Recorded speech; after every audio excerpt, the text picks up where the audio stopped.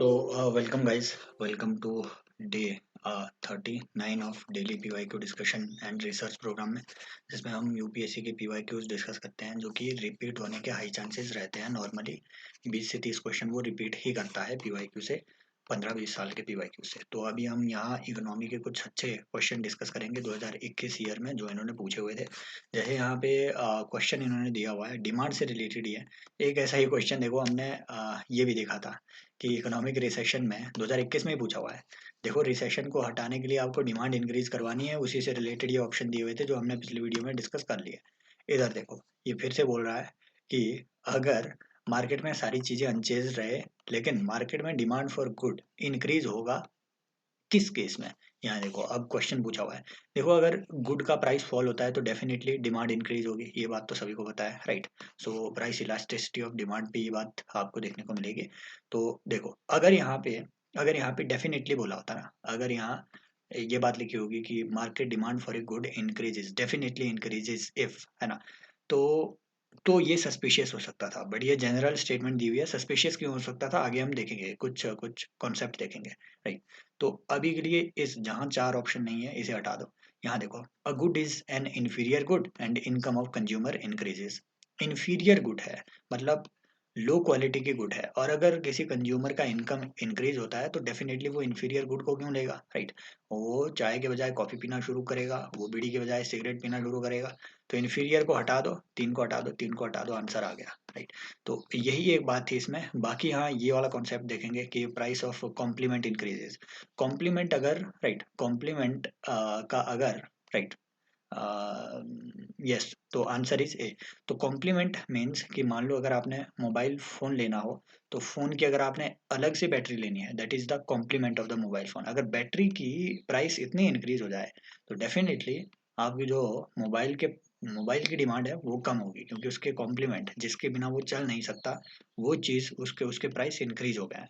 तो बस ये दो चीज़ें हटा दो and this is your answer. Substitute का प्राइस फॉल होने का मतलब, सब्स्टिट्यूट मीन्स अगर अगर आपके for example there are two substitutes. एक है कि आप बीड़ी पी लो, एक है कि आप सिगरेट पी लो। सिगरेट का प्राइस अगर इंक्रीज हो जाए बहुत ज़्यादा तो बीड़ियों की डिमांड बढ़ जाएगी, राइट, क्योंकि प्राइस इंक्रीज हो गया है definitely. So this is your answer. यहाँ चीज़ आपने ये एक देखनी है कि there are different types of goods, for example Giffen good and Veblen good, right. So Giffen goods are those goods and Veblen good, both these goods, both of these kinds of goods, जैसे ही अगर इनके prices increase होते हैं तो price increase होने के साथ साथ इनकी डिमांड भी इंक्रीज होती है। ये स्टैंडर्ड जो मार्केट का प्रिंसिपल है कि अगर आपका प्राइस इंक्रीज हो रहा है तो डिमांड डिक्रीज होनी चाहिए, उस प्रिंसिपल को ये डिफाई करते हैं। वो कैसे? गिफन गुड कुछ ऐसी गुड्स होती है जो नॉन लग्जरी प्रोडक्ट होते हैं, राइट, लो इनकम प्रोडक्ट है, नॉन लग्जरी प्रोडक्ट है। इट इज नॉट, लेकिन इंफीरियर गुड नहीं है और ना ही ये डीमेरिट गुड है। गिफन गुड्स वो गुड्स होते हैं जो लो इनकम के होते हैं, नॉन लग्जरी होते हैं, फॉर एग्जाम्पल आलू। अब ये गुड्स ऐसे हैं जो कि हमारे डेली यूज में इंपॉर्टेंट है, हम इन चीज़ों को स्किप नहीं कर सकते। इनकी जो आपको ऑप्शंस अवेलेबल है, ऑप्शंस बहुत कम अवेलेबल है। अब जैसे ही इनके अगर प्राइसेस इंक्रीज होने लगे, मान लो आलू के दाम बढ़ गए, तो डिमांड मार्केट में आलू की और ज़्यादा बढ़ जाएगी। वो क्यों? क्योंकि लोग ना फियर फैक्टर में आ जाएंगे, वो फियरफुल हो जाएंगे कि भैया आलू के दाम बढ़ गए हैं, तो वो होर्डिंग शुरू कर देंगे, स्टोरेज शुरू कर देंगे। इस वजह से डिमांड आपको देखने को मिलेगी इस तरीके की गुड्स की इंक्रीज हो रही है, डिस्पाइट द फैक्ट कि इनके प्राइसेस इंक्रीज हो रहे हैं। अब वेबलन गुड इसके उल्टे होते हैं। ये लग्जरी गुड्स होती है, लग्जरी और स्टेटस सिंबल इससे रिलेटेड आप जो है अटैच करते हैं वेबलन गुड्स में। और गुरु, अगर ये स्टेटस सिंबल का पार्ट है तो डेफिनेटली मान लो ऑडी की कार हो, अगर ऑडी की कार को सस्ती कर दें, 3-4 लाख में कर दें, तो ऑडी की डिमांड घट ही जाएगी। ऑडी की कार की डिमांड इसलिए है क्योंकि वो महंगे हैं, राइट। फॉर्च्यूनर महंगी है। ये स्टेटस सिंबल से जो है ये रिलेट करते हैं, ये वाले जो चीज़ें हैं। तो जैसे ही इनके प्राइसेस इंक्रीज होंगे लोगों को लगेगा ठीक है, स्टेटस सिंबल इससे और ज़्यादा एसोसिएट हो गया है, तो वो इस चीज़ की डिमांड डेफिनेटली बढ़ा देंगे। कुछ होती है फ्री गुड्स ऐसी है जिनकी अपॉर्चुनिटी कॉस्ट जीरो हो। Opportunity cost means there are two concept. There is, मान लो अगर इकोनॉमी में आपके पास दो ऑप्शन हो, एक वो ऑप्शन है ना, और आपको इनमें से दो में से एक ही चूज करना है, राइट। एक मान लो आपके पास ऑप्शन है कि बीड़ी पी लो, एक आपके पास ऑप्शन है कि सिगरेट पी लो। है ना, सिगरेट पी लो, 2 ऑप्शन है। तो जिस ऑप्शन को आपने चूज़ किया है, मान लो सिगरेट चूज़ करने, है ना, सिगरेट पीने का आपने ऑप्शन चूज़ कर लिया, तो जिस ऑप्शन को आपने चूज़ किया हुआ है और जिस ऑप्शन को आपने स्किप किया हुआ है, अगर, है ना, इस ऑप्शन को स्किप करके आपकी जितनी कॉस्ट लगी स्किप करके, मान लो अगर आपने सिगरेट के बजाय बीड़ी पी ली होती तो आपकी कॉस्ट बच जाती।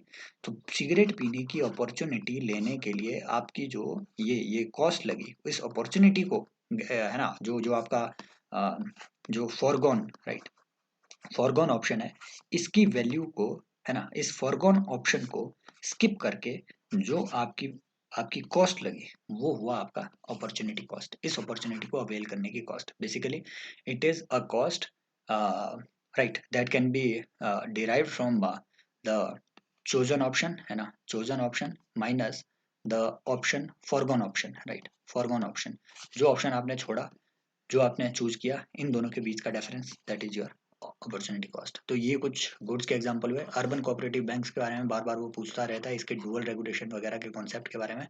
ऑप्शन 1 कह रहा है, ये करंट अफेयर का था, they are supervised and regulated by local boards set up by the state government, right, ये हटा दो, हटा दो, हटा दो, हटा दो, क्योंकि हमें पता है कि कोऑपरेटिव बैंक्स जो है, अर्बन कोऑपरेटिव बैंक्स, इन्हें जो है बैंकिंग लाइसेंस मिला होता है अंडर बैंकिंग रेगुलेशन एक्ट, है ना, बैंकिंग रेगुलेशन एक्ट के तहत इन्हें बैंकिंग लाइसेंस मिला हुआ है। और बैंकिंग रेगुलेशन एक्ट के तहत जिसको भी बैंकिंग लाइसेंस मिला हुआ है, उसको रेगुलेट जो करेगा वो करेगा reserve bank of India, reserve bank of India. Supervision is done, right, supervision is done by state government के जो इनके जो रजिस्ट्रार होते हैं, राइट, जो अर्बन कोऑपरेटिव बैंक जिस स्टेट में रजिस्टर हुआ है, उस स्टेट गवर्नमेंट के कुछ रजिस्ट्रार जनरल होते हैं, वो इनको सुपरवाइज जरूर करते हैं, उनको रजिस्टर जरूर करते हैं, उनके पास इनकी डिटेल जरूर रहती है, तभी इसे कहा जाता है डुअल डुअल सुपरविजन का issue.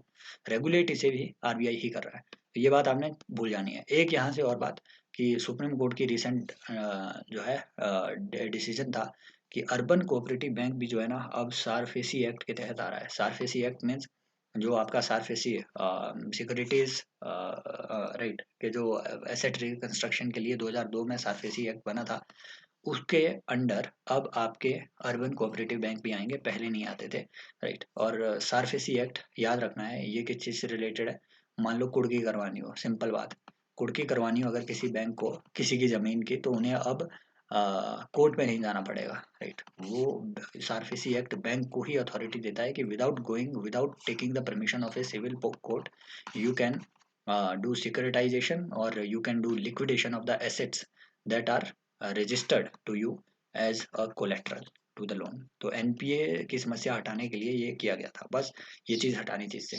They can issue equity shares and preference share, definitely जो रिसेंट अमेंडमेंट हुआ है, राइट, कोऑपरेटिव के जो अपने कोऑपरेटिव बैंकिंग रेगुलेशन एक्ट का जो रिसेंट अमेंडमेंट हुआ था 2021 के आसपास, उसमें ये प्रोविजन था कि they can issue equity share and preference share but only with permission of RBI, right, और only to their local area, right. तो ऐसा नहीं है कि ये आपके, है ना, बीएससी सेंसेक्स वगैरह में खुद को लिस्ट कर रहे हैं, तो लोकल एरिया में जहाँ ये फंक्शन कर रहे हैं वहीं पे ये अपने शेयर भी इशू कर सकते हैं।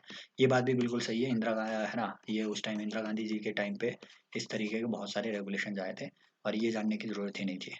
फर्स्ट स्टेटमेंट एलिमिनेट होनी थी। 2 and 3 is your answer.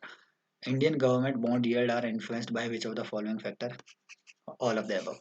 Doubt करना ही नहीं है इसमें कि short term interest rate, definitely economy में जब भी वो आपसे पूछे कि इन्फ्लुएंस किस चीज़ से हो रही है कोई चीज़, तो डेफिनेटली इन इकोनॉमी में हर एक चीज़ हर दूसरी चीज़ को इन्फ्लुएंस कर रही है। तो ऑप्शन देखना ही नहीं है, ऑप्शन देखना ही नहीं है इसमें।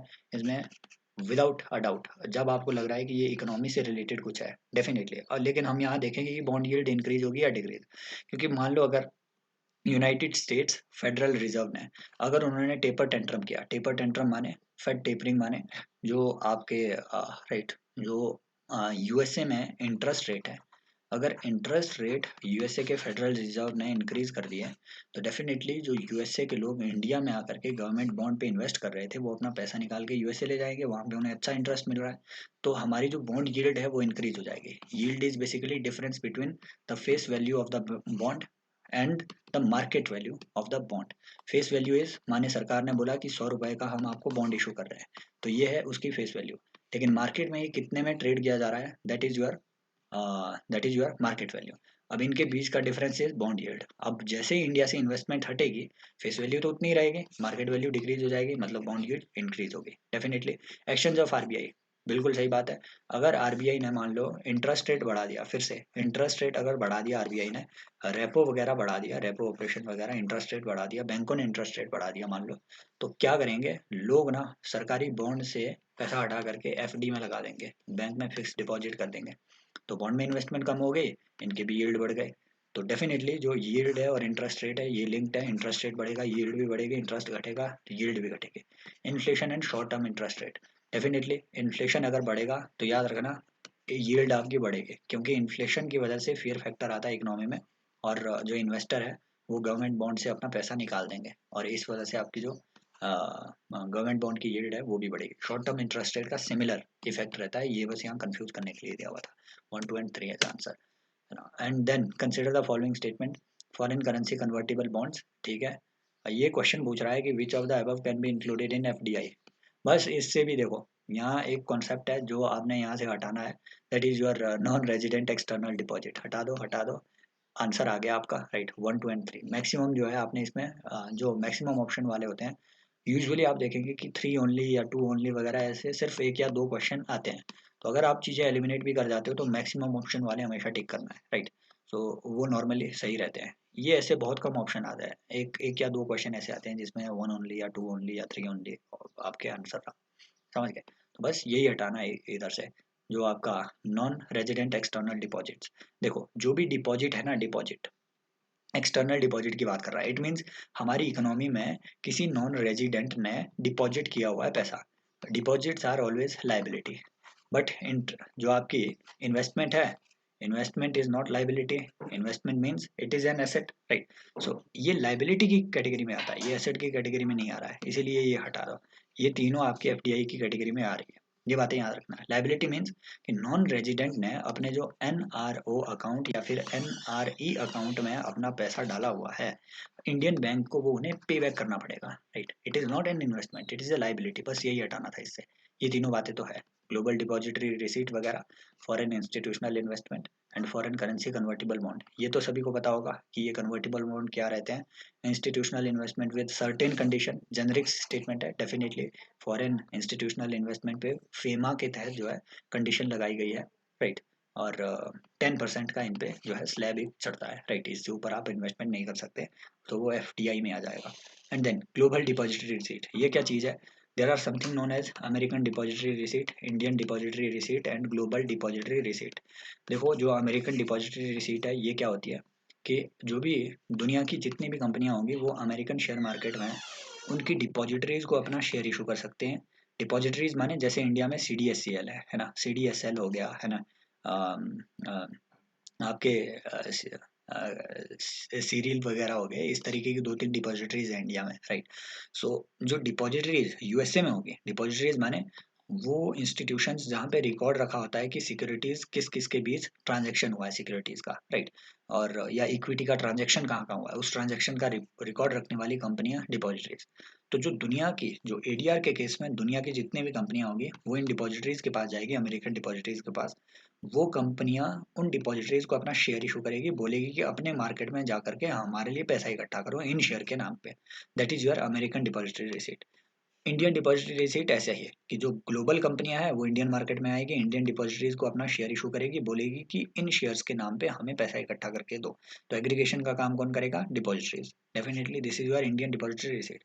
जीडीआर है इसका ग्लोबल वर्जन, कि भैया इंडियन कंपनी या फिर ग्लोबल कोई दूसरी कंपनियां ग्लोबल मार्केट में जो कि है ना स्टैंडर्ड मार्केट आपके रहते हैं, वहाँ पे जा करके किसी भी मार्केट में जा करके ग्लोबल डिपॉजिटरी रिसीट वगैरह इशू कर सकते हैं। तो डेफिनेटली वो जो है वो चीज़ भी यहाँ पे ये एफडीआई की कैटेगरी में यहाँ डाल रहे हैं।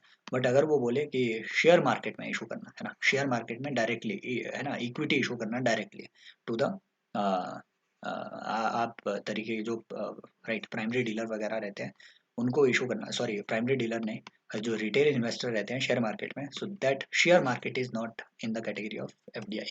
ये बातें याद रखनी है। तो यहाँ पर जो है ये चीज़ें है ना, ये कुछ डेटा है जो कि आपके एक्सटर्नल डेट वगैरह से रिलेटेड है, ये बातें याद रखनी है थोड़ी यहाँ पे। इंडिया का जो शॉर्ट टर्म डेट है वो बहुत कम है ना, लॉन्ग टर्म डेट काफ़ी ज़्यादा है। और अगर इंडिया के डेट के बारे में देखा जाए तो डेट में ये चीज़ें वहाँ पे कंसिडर होती है।